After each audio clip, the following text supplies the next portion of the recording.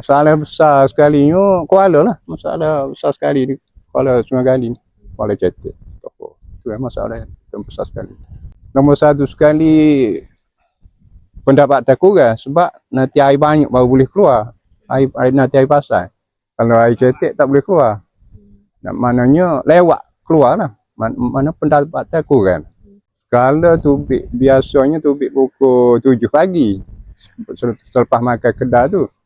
Apabila air Kuala Cetek, kita akan kena tolak perahu pebor ni hingga 1 jam baru lepas keluar.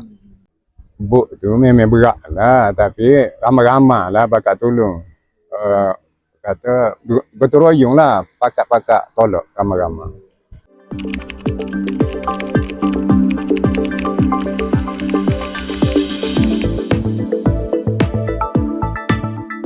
Memang tahu lah.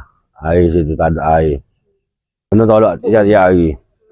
Masalah lah ni terjejah lah anak layar. Pak kena anak ramai kat susah lah sikit. Doro juga. Pasal lah kena tubik hari-hari lah ke laut. Ada siapa tengah tu okey lah. Ada siapa tengah tu sikit okey lah. Dia kalau air pasir pagi boleh lah sikit. Kalau air pasir petang, memang kena tolak hari-hari lah.